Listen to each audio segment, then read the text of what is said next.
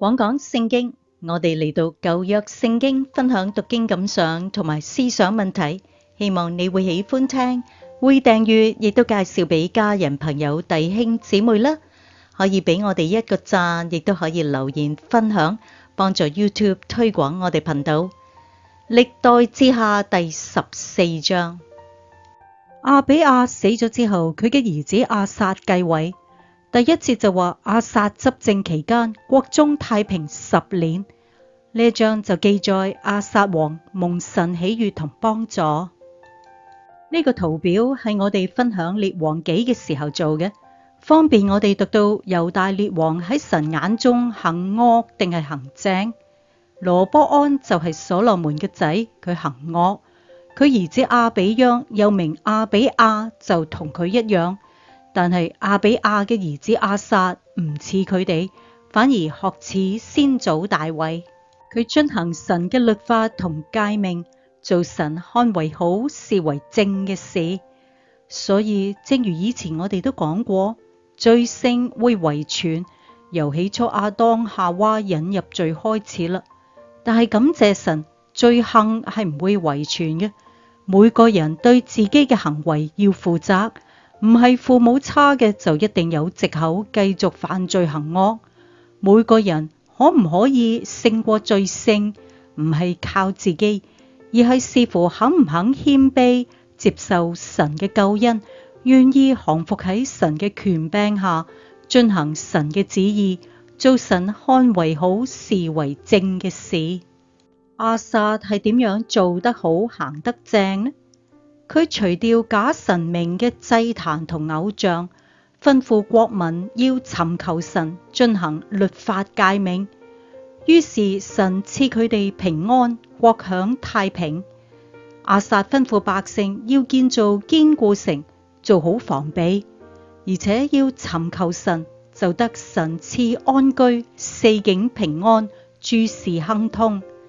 亞撒嘅軍兵勇士有猶大30萬同便雅憫28萬。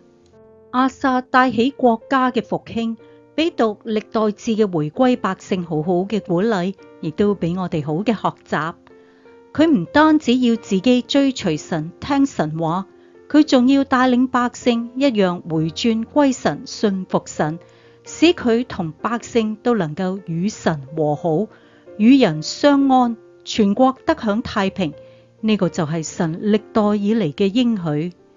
我哋信服神，唔一定就能夠與仇敵和好嘅，但係卻必定令我哋先與神和好。我哋與人相處，可能因為惡者喺後面阻攔，引致人哋誤解我哋，甚至妒忌我哋。我哋唔好被困喺呢啲唔健康嘅人際關係之中。首先，我哋自己要去到神嘅面前，用禱告、用聖經嘅話語，先省察自己同神嘅關係，先與神和好。呢個係第一步，得到心裏嘅平安。然後求神俾我哋智慧同信服，與其他人和好。呢個係第二步，可以得到同人相處嘅平安啦。喺教會認識一個婆婆，個個都叫佢做平安婆婆，因為佢見到所有人打招呼都會話平安平安。諗下祝福人平安，又真係好過淨係講一句你好嗎？平安個個都想要有啦，但係僅僅外表上參加敬拜聚會，未必能夠享受神所賜嘅平安啊！我哋必須效法亞撒，首先主動除去神睇為可憎嘅事物。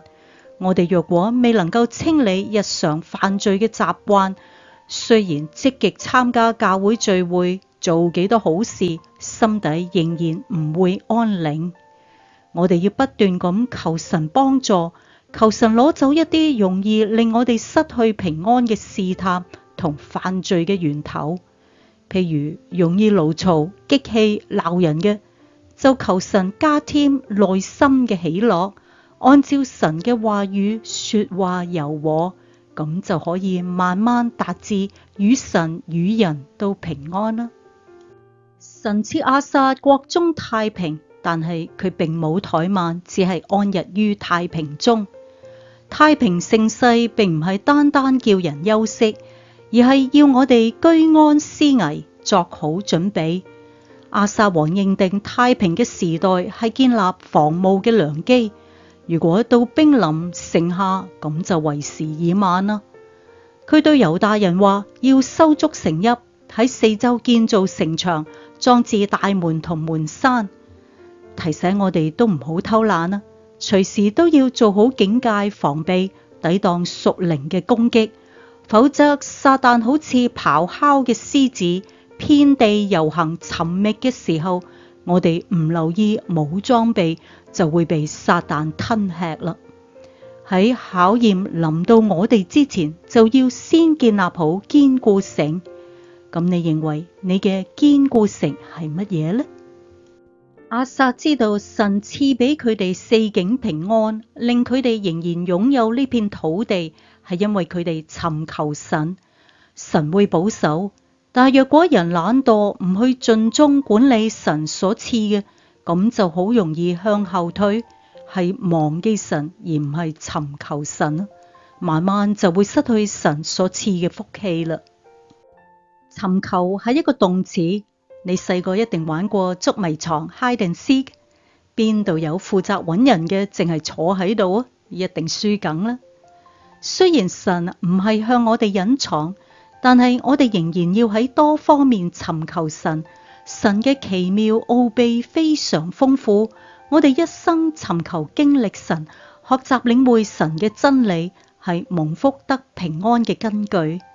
以賽亞書第55章第6節話：當趁耶和華可尋找嘅時候尋找佢，相近嘅時候求告佢。讓我哋都學習大衛，佢向神話：神啊，你係我嘅神，我要切切咁尋求你。喺乾旱疲乏冇水之地，我渴想你，我嘅心切慕你。傳道書3章第8節話：喜愛有時，恨惡有時，爭戰有時，和好有時。咁就真係有時不知不覺中戰爭會臨到啦。當時有古實王謝拉率領軍兵100萬，戰車300輛，攻擊猶大人，到咗瑪利沙。第8節話：亞撒嘅軍隊中有30萬持大盾牌同矛槍嘅猶大人，28萬持小盾牌同弓箭嘅便雅憫人。佢嘅58萬英勇戰士點樣對決謝拉嘅100萬軍兵呢？仲有戰車300輛。佢若果靠自己嘅力量，點樣抵擋啊？佢又冇聯盟可以嚟幫助。所以佢唯一嘅盼望，唯一嘅依靠就在於神。猶大面臨滅絕嘅危險，但係亞撒冇畏縮，佢呼求神，仰賴神嘅幫助，奉神嘅名爭戰。亞撒係點樣禱告呼求神呢？佢求話：耶和華，唯有你只能夠幫助弱小嘅勝過強大嘅，求你幫助，因為我哋倚靠你。奉你嘅名迎戰龐大嘅敵軍，耶和華，你係我哋嘅神，唔好讓人勝過你。佢嘅禱告簡短而有力，唔需要長篇大論，因為敵軍當前都冇時間長長氣氣啦。但係佢找住神垂聽禱告嘅幾個條件。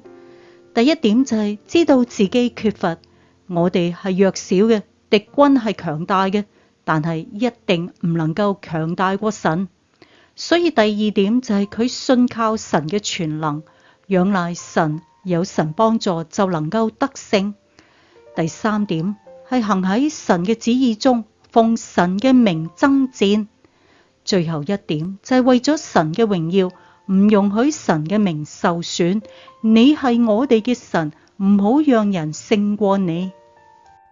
我哋都要學習亞撒嘅禱告，簡短而有力，知道自己嘅缺乏，信靠神嘅全能，行喺神嘅旨意中，為咗神嘅榮耀，唔容許神嘅名受損。於是神聽禱告，使古實人大敗逃跑，被亞撒追趕，直到基拉耳，殺咗好多古實人，奪咗好多財物。亞撒又打破基拉耳四圍嘅城邑，使敵人恐懼，又擄掠咗城中好多財物同埋牲畜回耶路撒冷。亞薩憑信心睇見神企喺敵人同自己中間，亦都使古實大軍敗喺神嘅面前，所以猶大人只要跟喺神嘅後面收集掠物就得啦。我哋嘅神係萬軍之耶和華，我哋都要相信佢係企喺我哋同我哋嘅難處中間，無論困難有幾強大，神只能夠幫助弱小嘅勝過強大嘅。依靠神可以得勝，而且得勝有餘。你有冇咁嘅信心啊？歷代志下第14章，亞比亞與祖先同眠之後，葬喺大衛城中。佢兒子亞撒繼位。亞撒執政期間，國中太平10年。亞撒做佢嘅神耶和華睇為好，視為正嘅事，拆除外族神明嘅邱壇同神廟，打碎神柱，砍倒亞舍拉神像，命令猶大人尋求佢哋祖先嘅神耶和華，遵行佢嘅律法同誡命。佢除掉猶大各城邑嘅邱壇同香壇。嗰時國中太平，佢仲喺猶大修築堅城。喺嗰啲年，國中太平，冇戰事，因為耶和華賜佢平安。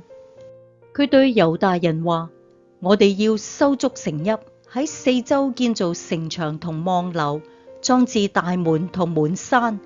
我哋仍然擁有呢片土地，係因為我哋尋求我哋嘅神耶和華。我哋尋求佢，佢就賜我哋四境平安。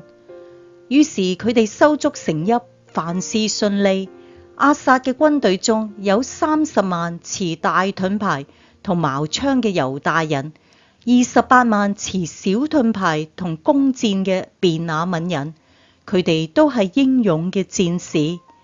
古實王謝拉率領100萬大軍同300輛戰車攻打猶大，到咗瑪利沙，亞撒出兵迎敵，雙方喺瑪利沙嘅洗法谷擺開陣勢。亞撒呼求佢嘅神耶和華話：耶和華，唯有你只能夠幫助弱小嘅勝過強大嘅。我哋嘅神耶和華，求你幫助我哋，因為我哋倚靠你，奉你嘅名迎戰大軍。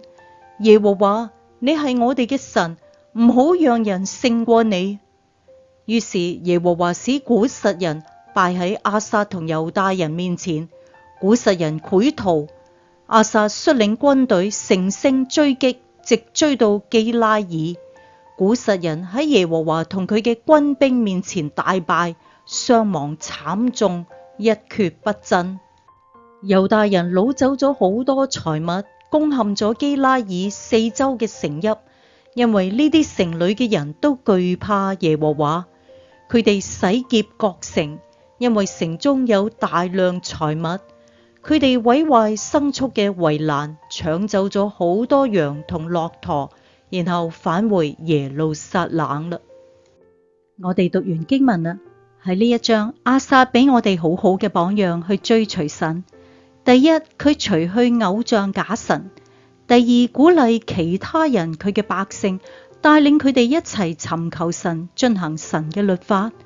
第三，就算喺太平冇事嘅時候，佢都仍然冇懶惰，同百姓一齊修築堅城，準備防衛。當佢真係遇到敵人攻擊嘅時候，佢呼求神，作好有效嘅禱告，因為佢知道自己嘅缺乏，所以信靠神嘅全能，願意行喺神嘅旨意中，為咗神嘅榮耀，唔容許神嘅名受損。諗下我哋，如果當平時一切穩妥，冇事冇幹，就唱哈利路亞讚美神，同人哋講神有幾好，但係當遇到一啲困難或者挑戰，例如患病、家庭問題、失業啊等等，就即刻退縮，唔禱告、唔聚會，甚至喺人哋面前埋怨。咁樣做就係令神嘅名受損，唔係神唔願意保守幫助，而係我哋冇去依靠神，去呼求佢顯大能。讓我哋記得亞撒咁樣話：耶和華，你係我哋嘅神，唔好讓人勝過你。詩篇第60篇第12節話：我哋倚靠神才能取勝，佢必將我哋嘅敵人踩喺腳下。我哋倚靠神，奉神嘅名迎戰所有困難，就可以經歷神率領我哋喺基督裏誇勝，亦都藉住我哋喺各處顯揚嗰個因為認識基督而有嘅香氣。感謝神，願神祝福你。